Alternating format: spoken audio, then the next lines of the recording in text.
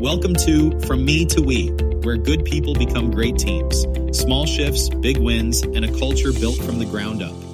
Ever pull up to a stop sign and notice how traffic only works because everyone takes their turn? That's the workplace too. If you don't do your small part, wave someone through, jot the note, tie off the loose end, you're not just slowing yourself down, you're stalling everyone around you.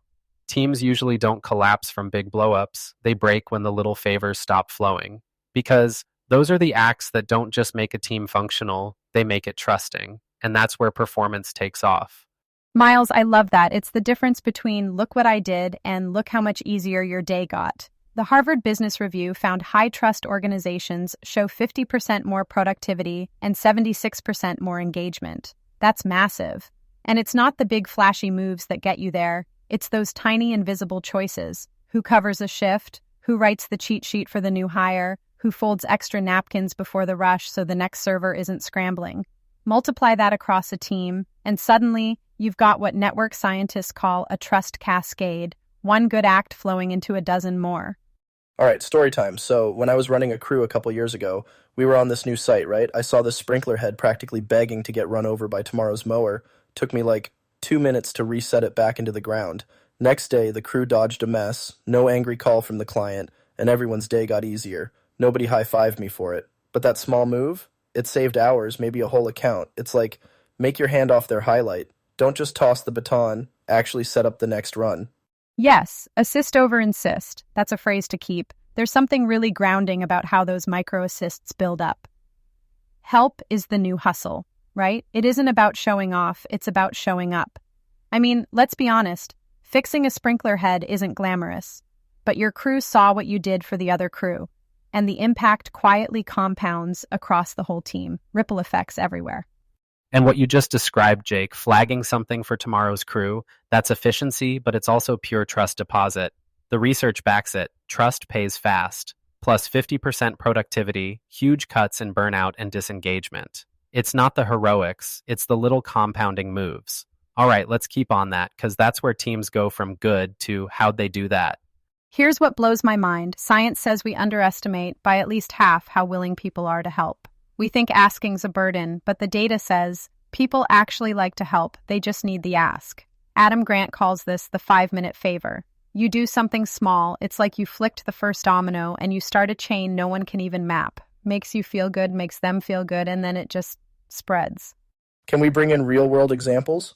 Because I think listeners need the real, not the buttoned-up version. All right, picture you're the day shift at the store.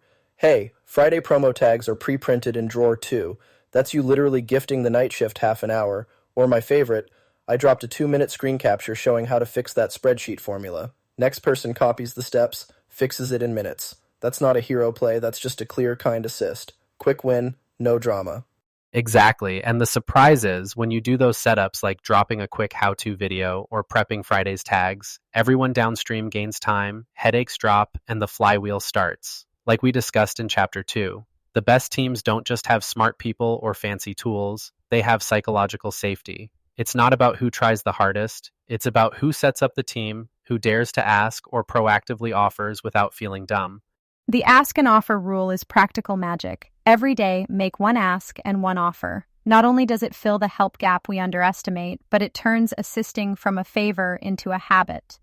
When individuals like you take one simple risk and make one generous gesture daily, those invisible ripples unlock real teamwork.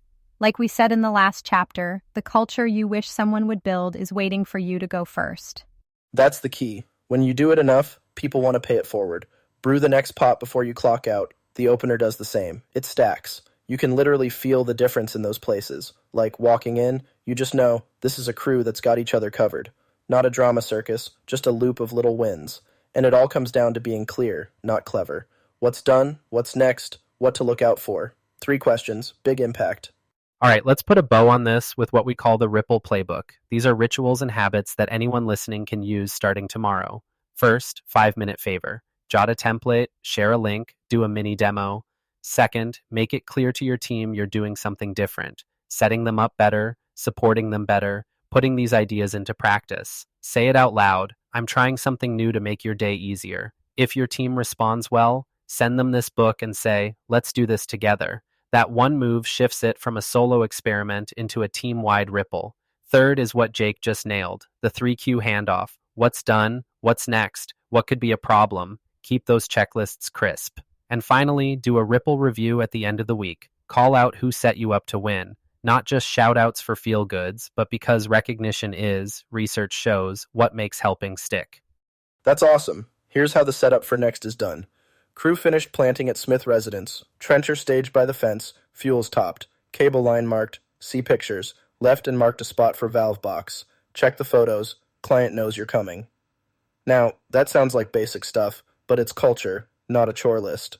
The next crew walks in, sees every loose end tied, and instantly, boom, trust, efficiency, and better outcome. It's not about me, it's about we now. 100%. And I'll add this, no loose ends, only better beginnings. Where one person ties up, another leaps off. So if you're listening, here's the challenge. Try just one of these rituals each day. Log your microlifts. And even better, jump into our Ripple Challenge community. Post your assist of the day. When you put it in practice, when you share it with a team or the world, you move from theory to culture. Let's make it stick. The action items, they're everything. If you want real ripple effects, do a 5-minute favor, leave a note for the next person, or publicly thank someone upstream today. The comments, the community are where you post your wins, your tips, and yeah, your mess ups too. That's how we all get better together. Be urgent with this if you want to level up, because trust isn't built in theory, it's built in tiny actions over and over. Yeah, don't wait for permission. The stuff that matters, nobody's handing out merit badges, you just gotta do it. And when you do, your team feels it, your career jumps, and honestly, it's just more fun. Say thanks, pass it forward, and let those 5 minutes ripple into something big. From me to we, right? Absolutely. And thanks to everyone listening who's about to change their team one micro help at a time. Catch you back here for the next chapter. You've been listening to From Me to We. Remember, every great team starts with one brave choice.